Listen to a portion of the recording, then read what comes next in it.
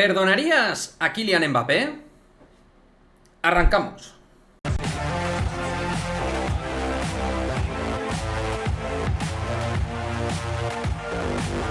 ¿Qué pasa, chicos? Muy buenas, bienvenidos a un nuevo vídeo aquí en Madridismo al Día TV, vídeo en el cual sí vamos a hablar de Kylian Mbappé. Desde luego, yo estuve valorando si hacer o no un vídeo sobre Mbappé tras las últimas informaciones en origen por parte del equipo respecto a su situación contractual en Paris Saint-Germain, pero más allá de esa información, quiero llevar pues el vídeo a una línea absolutamente madridista, en la cual yo os pregunto abiertamente a los madridistas que seguís este canal si perdonaríais a Kylian Mbappé en caso de que fichara por el Real Madrid, ya que esa publicación y esa información podría hacer a los más optimistas ver que hay posibilidades reales de que se pueda encarar la operación de Mbappé de cara al próximo verano o de cara al siguiente, terminando su contrato, ya que, como decimos, parece ser que el contrato no está ampliado hasta 2025, sino sería hasta 2024, y el 2025 quedaría de manera vinculante al propio Mbappé, que podría aceptar o no,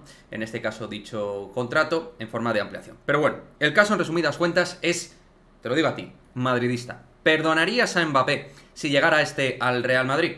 Bueno, quiero que me dejéis, por supuesto, vuestra opinión, vuestro comentario al respecto en el cajón de comentarios. Y mi opinión es muy sencilla, muy fácil.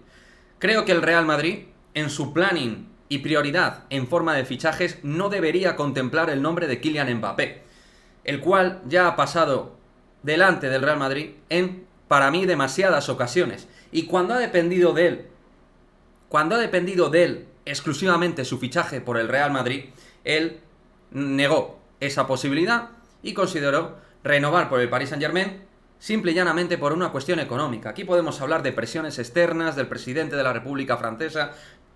Aquí al final el que tiene que firmar es el señor Kylian Mbappé, y él, de manera lícita, ha considerado evidentemente la cuestión económica por encima de absolutamente todo lo demás, a razón de 150 millones de euros. Perfecto, estupendo y maravilloso.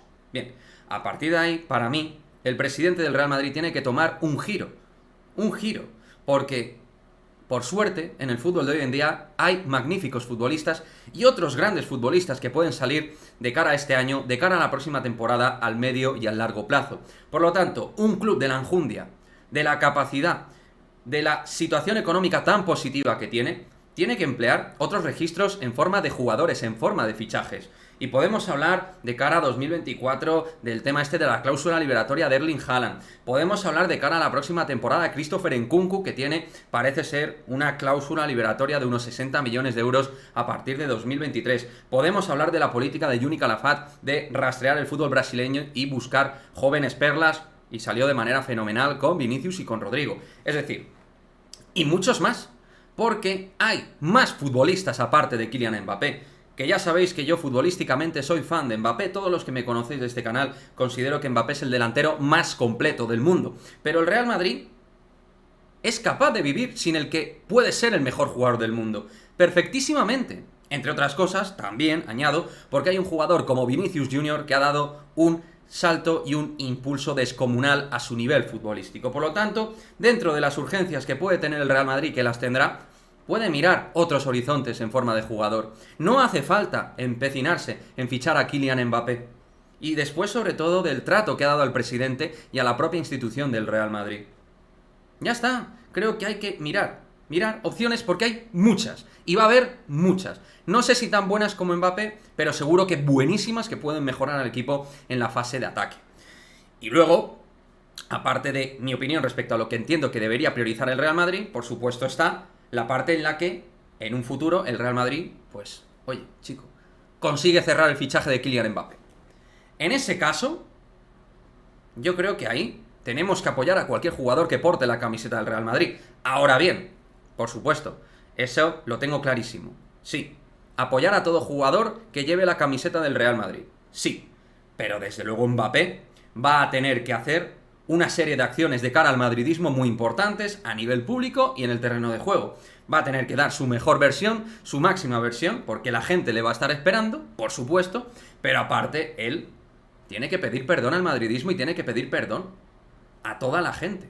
incluido al presidente del Real Madrid, por supuesto, después de haber faltado a su palabra, tanto a título privado como a título público, en ambos sentidos. Lo tiene que hacer, por supuesto que lo tiene que hacer.